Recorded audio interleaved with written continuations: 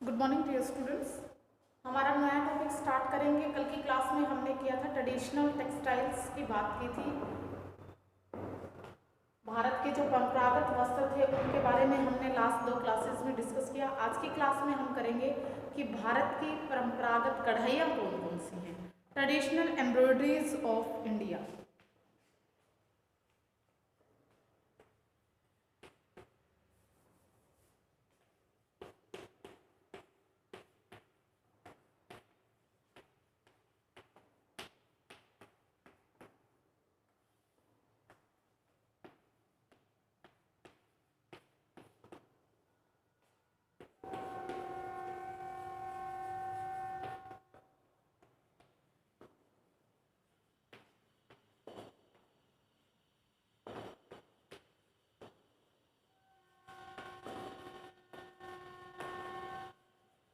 Traditional embroidery of India.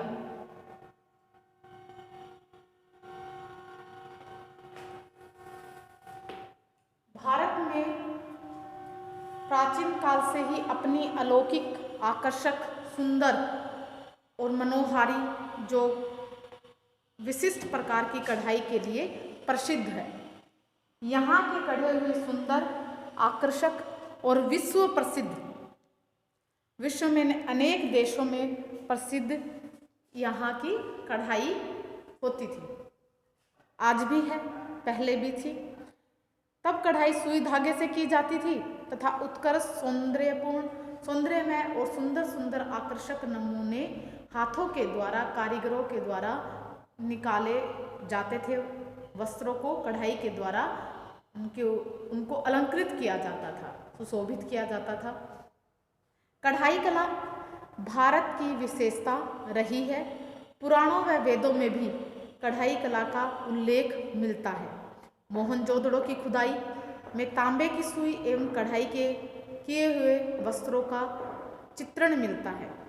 Buddha की प्राचीन प्रतिमाओं एवं स्तूपों में भी कढ़ाई का चित्रण मिलता है। आज भी अजंता एवं अलोरा की गुफाओं में कढ़ाई से अलंकृत परिधान देखने को मिलते हैं। भारत की कढ़ाई कला विश्व विख्यात थी। उस टाइम विश्व में इसकी कढ़ाई की चर्चा हुआ करती थी।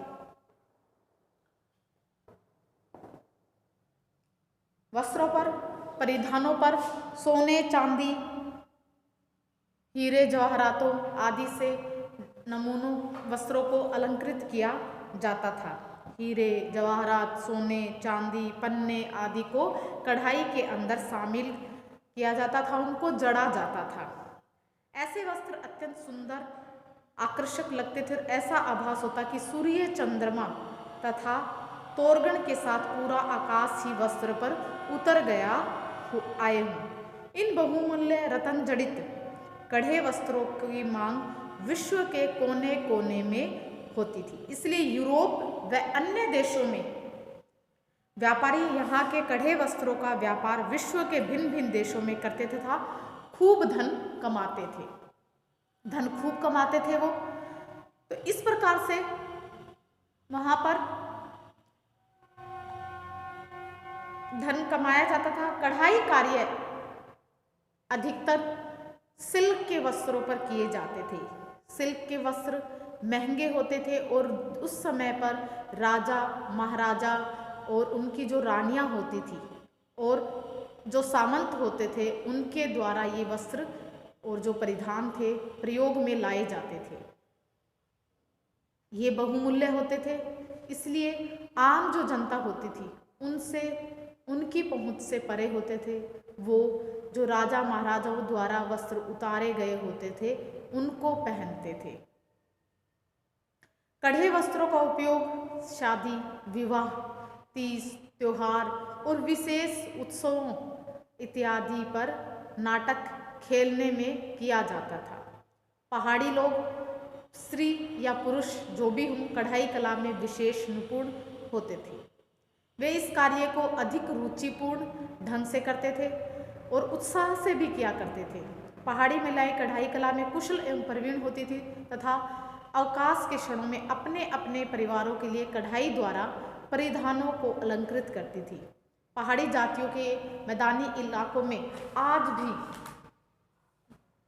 पहाड़ी इलाकों के मैदानी इलाकों में आ जाने के कारण कढ़ाई कला का विशेष प्रचार प्रसार हुआ था। विश्व में अनेक देशों के लोगों ने के भारत में आगमन होने से भी कढ़ाई की कला काफ़ी विकसित हुई थी। ऐसा माना जाता है कि साहिल टांके चीनियों के द्वारा भारत में लाया गया था। कच्छ, काठियावाड़ एवं सिंध के इंटरलेशिंग स्पेन से मिलती जुलती है।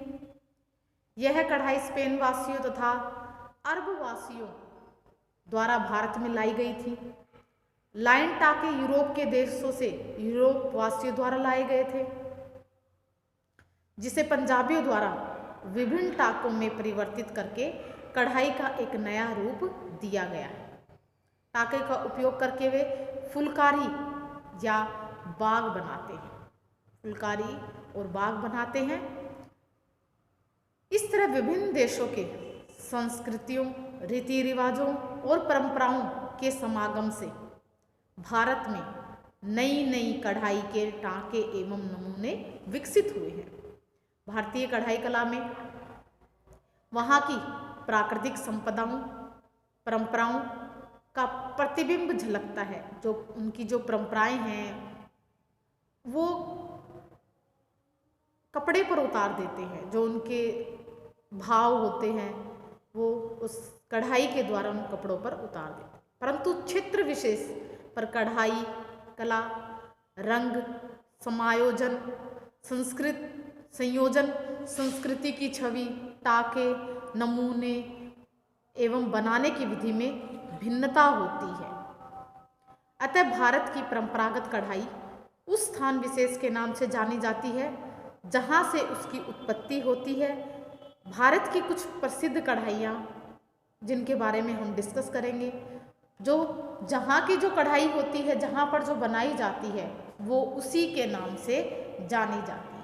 तो यहाँ की जो हम सबसे पहले बात करेंगे कश्मीर की फुलकारी की बात, यानी नाम आगे जुड़ा हुआ है। ये कहाँ पे बनती है? कश्मीर की फुलकारी, यानी कोई पंजाब की फुलकारी, कश्मीर की नहीं, कश्मीर का कसीदा, ये होती है पंजाब की फुलकारी। सबसे पहले हम डिस्कस करेंगे पंजाब की फुलकारी।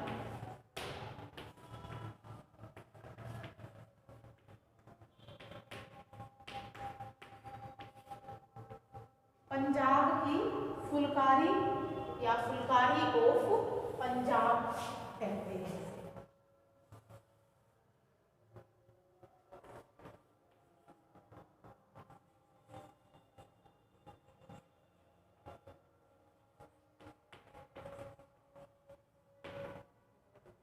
फुलकारी ऑफ पंजाब, जैसा कि नाम से पता चल रहा है फुलकारी कहाँ की है? पंजाब की है। और फुलकारी का मतलब क्या होता है? फुलकारी यानी फुलकारी दो शब्दों से मिलकर बना होता है। फुलकारी दो शब्दों से मिलकर बना है। वो दो शब्द कौन कौन से हैं? दो, फुल और कारी। फूल प्लस में कारी।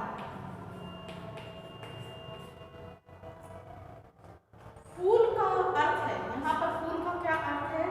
फूल का अर्थ फूल तथा कारी का अर्थ है काम। इसका अर्थ क्या हुआ? काम, यानी फूलों का काम। दोनों को मिलाकर क्या हुआ? फुलकारी अर्थात फूलों का काम, वर्क ऑफ फ्लावर्स, फूलों का काम। यह पंजाबियों की एक महत्वपूर्ण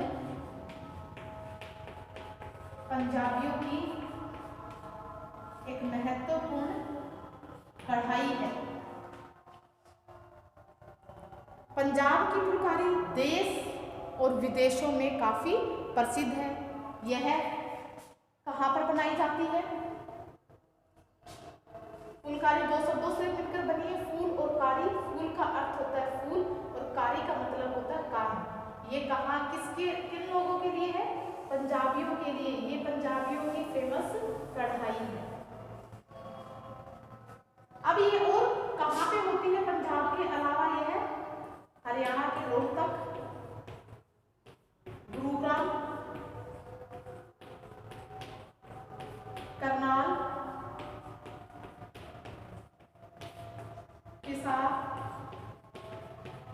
और दिल्ली।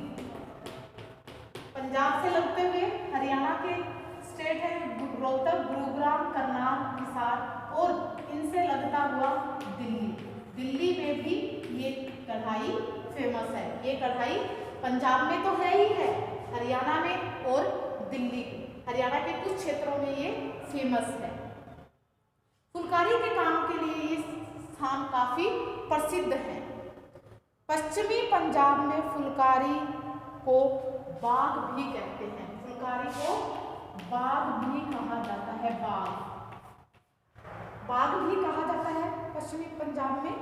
अतः क्या होता है, बाग फुलकारी का ही एक विस्तृत रूप है। इसमें पूरे वस्त्र पर फुलकारी की जाती है। ये काफी फेमस है।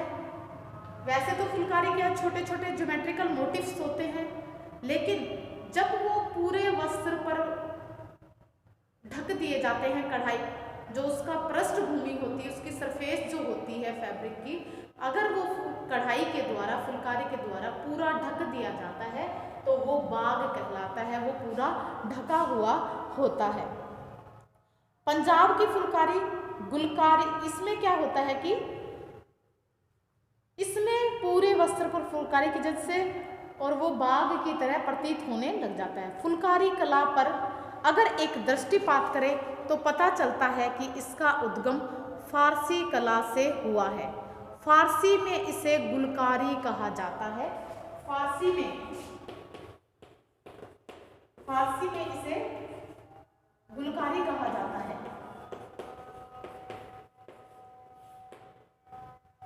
इसीलिए लगता है कि फारसी में इसका उद्गम हुआ है। गुलकारी का भी शाब्दिक अर्थ क्या होता है? फूलों का काम। इसका भी शाब्दिक जो अर्थ है वो है फूलों का काम। फुलकारी का भी फूलों का काम और गुलकारी का भी फारसी में मतलब होता है फूलों का काम, क्योंकि फारसी में गुल को फूल कहते हैं और कारी को काम कहा जाता है। अतः पंजाब की फुलकारी गुलकारी से मिलती जुलती है। ऐसा माना जाता है कि सेंट्रल एशिया के लोग जब पूर्वी भारत में आए, पूर्वी पंजाब में आए, तो उन्होंने इस कला का प्रचार और प्रसार किया था। फुलकारी का काम पंजाबी लड़कियों एवं स्त्रियों के द्वारा विशेष उल्लास एवं उत्साह के साथ किया जाता है। अब भी किया जाता है। आप पंजाब में जाएंगे तो ये बहुत ज़्यादा फेमस है। वहाँ की ट्रेडिशनल है। शादी विवाह अवसरों पर इसको पहना जाता है।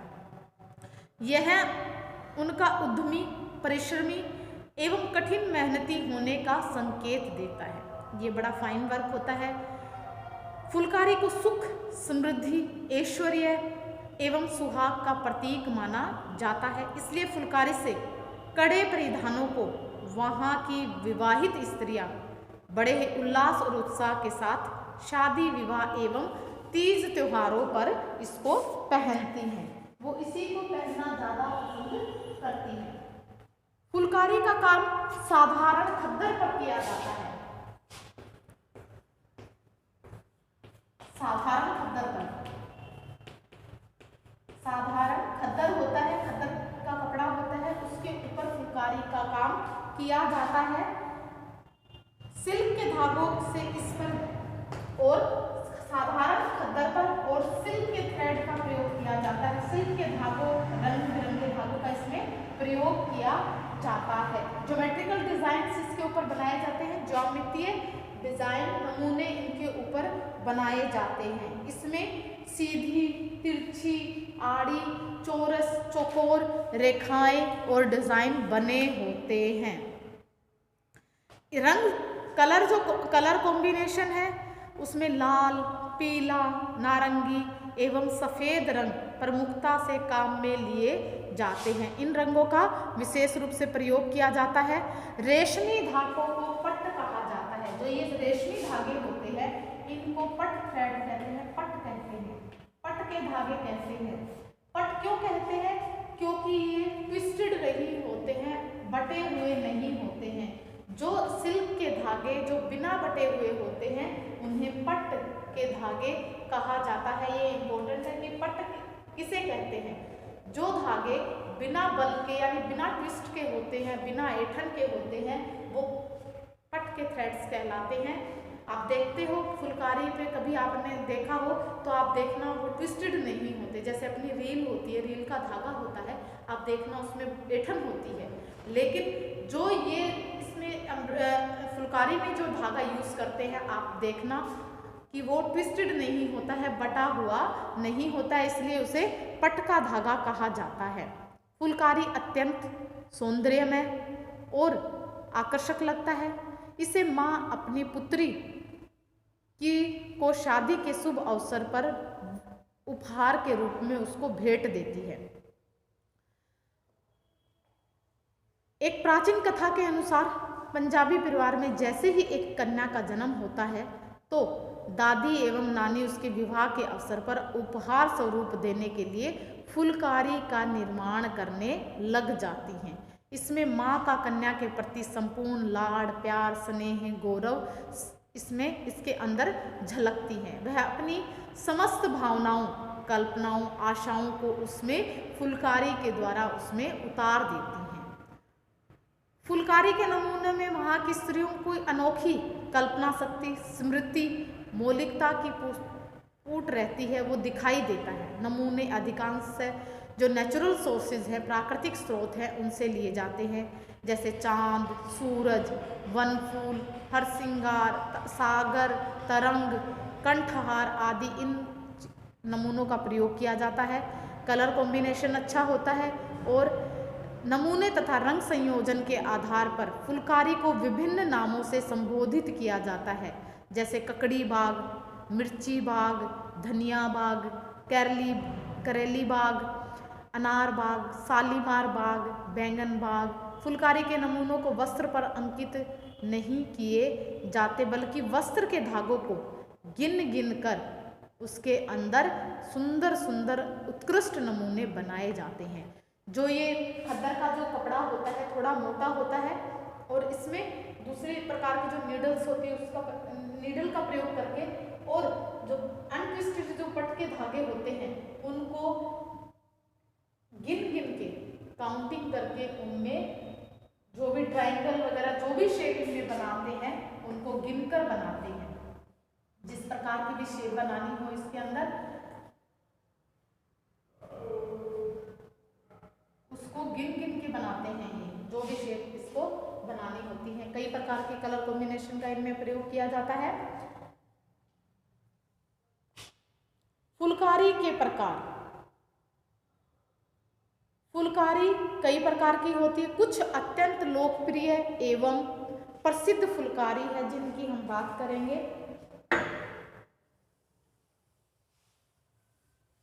चोप होता है, सबसे पहले फुलकारी के प्रकार में चोप आता है। चोप किसे कहते हैं?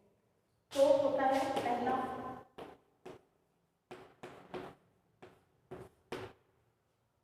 चोप लाल रंग के चद्दर पर बना होता है। चोप है वो लाल रंग के चद्दर पर, कलर भी इसमें स्पेसिफिक हो गया, लाल रंग के चद्दर पर,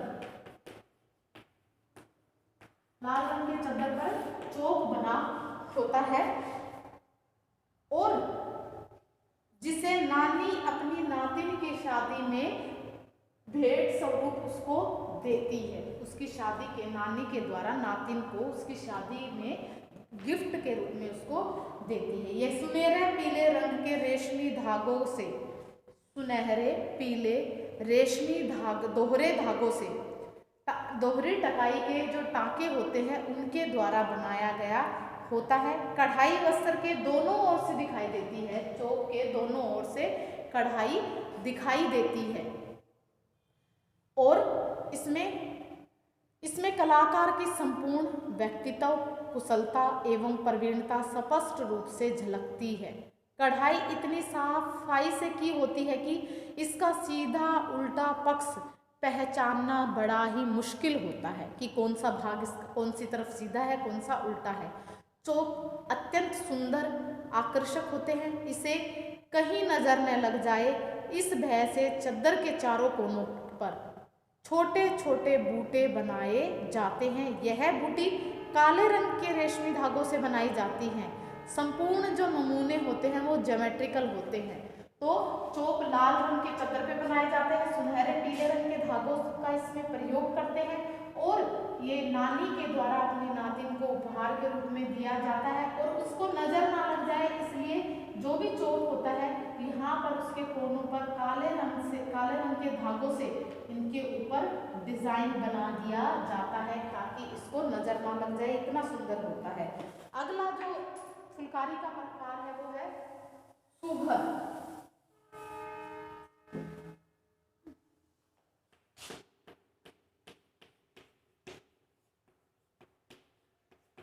सुभर होता है। सुभर किसे कहते हैं? यह शॉल की चोप की तरह है। शॉल भी, यह शॉल भी, ये क्या होती है? शॉल होती है। और ये किसकी तरह होती है? चोप की तरह ही होती है। और जैसे कि चोप लाल होता है वैसे ही सुभर भी लाल रंग के शॉल पर बना होता है। इसे माँ द्वारा, चोप किसके द्वारा? नानी के द्वारा नातिन को दिया जाता था। ये माँ द्वारा अपनी पुत्री को या बेटी को देते थे। माँ द्वारा अपनी पुत्री को दिया जाता है और शादी के शुभ अवसर पर उसको गिफ्ट के रूप में देती है। इसे फेरों के समय पहना जाता है। सुभर को फेरों के समय पहना जाता है, माँ के द्वारा दिया होता है। इसमें भी चोप की तरह ही नमूने बने होते हैं। सेम जैसे चोप में नमूने बने होते हैं वैसे ही इसके अंदर नमूने बने होते हैं।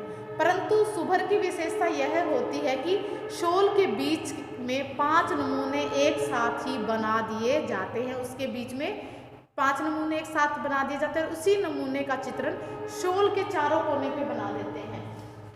जैसे कि यहाँ पर एक 5 मोटिफ एक साथ बना दिए, 5 मोटिफ बना दिए। वही 5 मोटिफ आपको यहाँ पर मिलेंगे, वही सेम यहाँ पर मिलेंगे।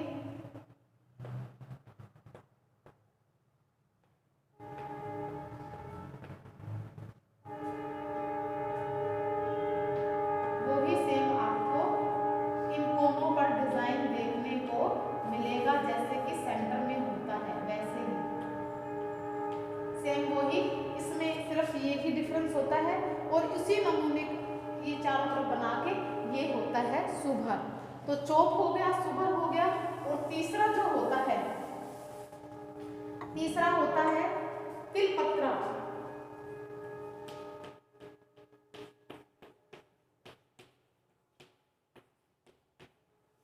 तिलपत्रा होता है, ये सस्ते एवं झिरझिरे खद्दर पर बना होता है।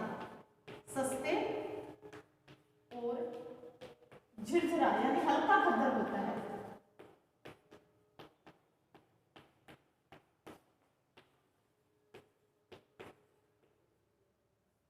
सस्ता और झिरझिरे खद्दर पे ये बना होता है और यह इसमें छोटे छोटे फूलों के नमूने बनाए जाते हैं। इसे मालिक द्वारा, जो घर मालिक होता है उसे कुछ ओकेजन्स पर जैसे त्योहार वगैरह या कोई उत्सव वगैरह जो होता है उसमें अपने नौकरों को भेंट स्वरूप वह गिफ्ट में देता है, भेंट स्वरूप उनको दान करता है। तिलपत्रा गृहस्थ होने के द्वारा नौकरों को, सर्वेंट्स को दिया जाता है। अगला है शीशेदार फुलकारी।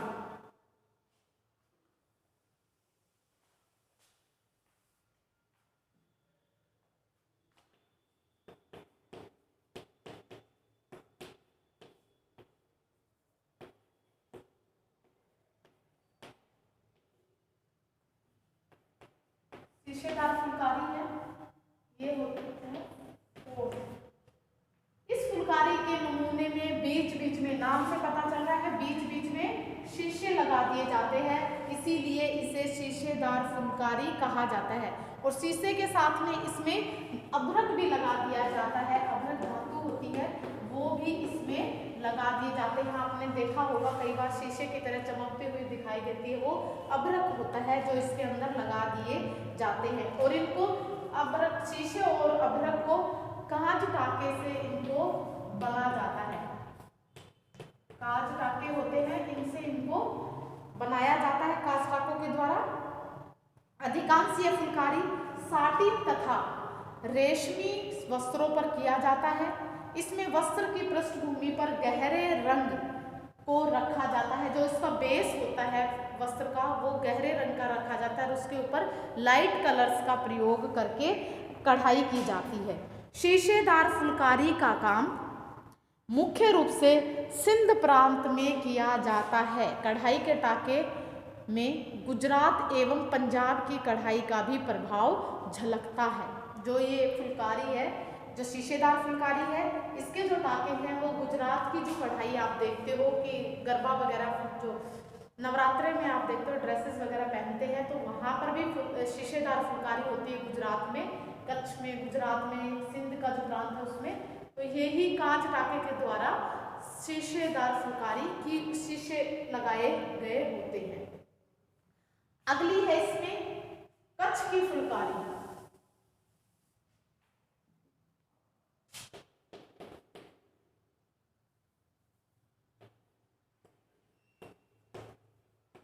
कच्छ की फुलकारी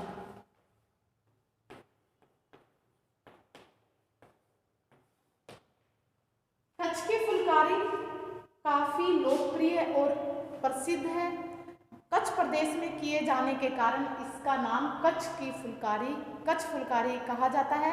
इसमें वस्त्र के चारों ओर उत्कृष्ट नमूने से बॉर्डर बनाए जाते हैं।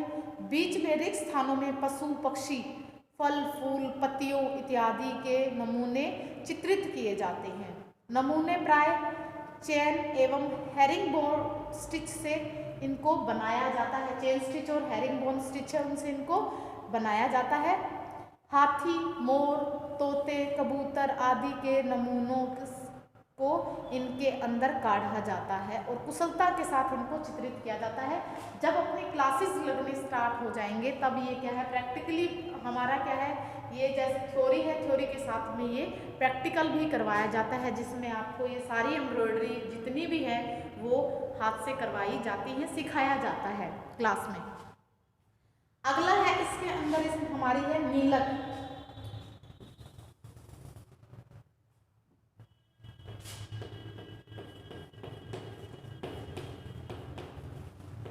नीलक होता है, नीलक भी फुलकारी का भाग है। जब नीले रंग के खद्दर पर, यह किस पे की जाती है, नीले रंग के खद्दर पर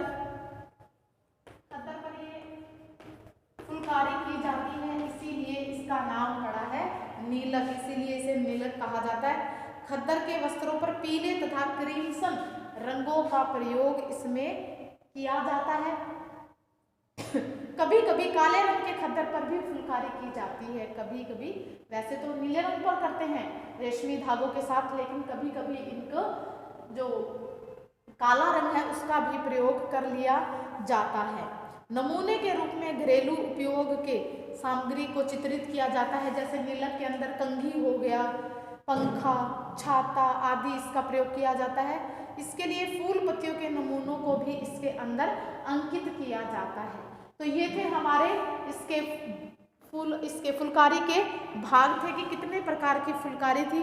अब पंजाब की फुलकारी में हमने बाग की बात की थी कि बाग क्या है, तो उसको भी जानेंगे कि कितने बाग अलग अलग प्रकार के जो भी उसके अंदर डिजाइन डाला जाता है उसी के आधार पर उसका नामकरण कर दिया जाता है।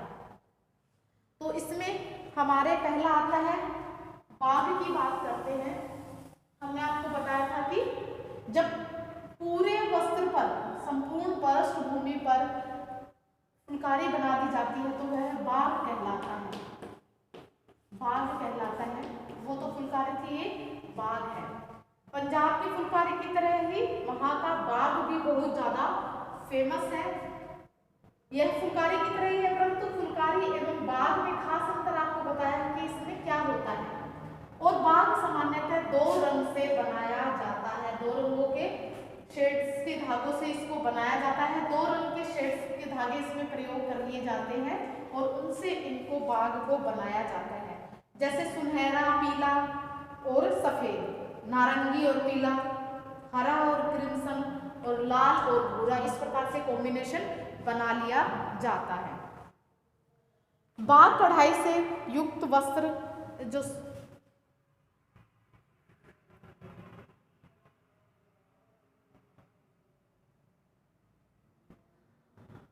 बाग कढ़ाई से जो वस्त्र बनते हैं वो बड़े ही सुंदर और टिकाऊ होते हैं और जिसमें संपूर्ण वस्त्र को बनाते ही वो खिल उठता है, बहुत ही सुंदर बनता है। नमूने के स्रोत, रंग संयोजन, इसका जो कलर कॉम्बिनेशन होता है, आकृति के अनुसार बाग को भी कई प्रकार भागों में बांटा गया है। जैसे फुलकारी को बांटा गया है वैसे ही बाग को भी कई भागों में बांटा गया है। बाग कितने, सबसे पहले है इसमें घूंघट बाग।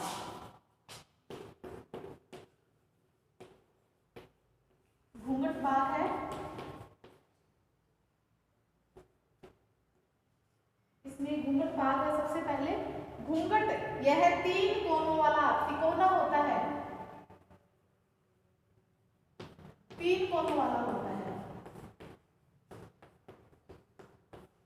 यानी तिकोना होता है। तिकोना लाल रंग का शोल होता है, इस प्रकार से ये तिकोना लाल रंग का शोल होता है। और इसे, जिसमें सुंदर पीले एवं चटक रंगों से सुंदर सुंदर नमूने बने होते हैं, इसे विवाह के समय घूंघट के शुभ अवसर पर दुल्हन के सिर पर इस तरह से उठाया जाता है कि उसके सिर के अग्रभाग में उसके आगे के भाग को ढक देता है, यानी घूंघट की तरह उसके आगे आ जाता है। इस प्रकार से इसको ढका जाता है। इसमें नमूने भी त्रिकोणाकार में बनाए जाते हैं, ट्रायंगल शेप में ही इसके नमूने बनाए जाते हैं। इसे ही घूंघट बाग कहते हैं। जब ये घूंघट के ऊपर आ जाता है, घूंघट इसका डाला जाता है, इसी से ही घूंघट किया जाता है, इसीलिए इसका नाम भी घूंघट बाग रखा गया है। भारतीय पारंपरिक प्रथा है कि जहाँ शादी के उपरांत विवाहित भारतीय स्त्रियां अपने ससुराल में ससुर, जेठ, जेठानी, सास व अन्य बड़े बुजुर्गों के सामने घूंघट निकालती हैं, तो ये कहलाता है घूंघट बाग। अगला है वरीदा बाग।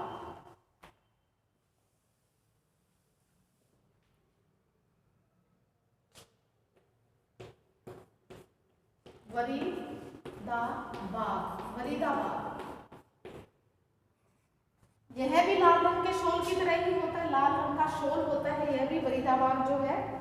इसे विवाह के समय पर वर पक्ष द्वारा जो दुल्हन होती है उसको उपहार स्वरूप दिया जाता है। पुरुष वर पक्ष द्वारा दुल्हन को उपहार के रूप में इसको देते हैं। ऐसा कहा जाता है कि इसे दूल्हे की दादी दुल्हन के लिए बनाती है, ऐसा कहा जाता है। इसे बनाने में अधिक समय श्रम लगता है, इसे पूरा करने में लगभग 4 वर्ष का समय लग जाता है। इसे पूरा करने में लगभग 4 वर्ष 4 ईयर्स लग जाते हैं इसे पूरा करने में, यानी बहुत ज़्यादा समय और शक्ति लगती है।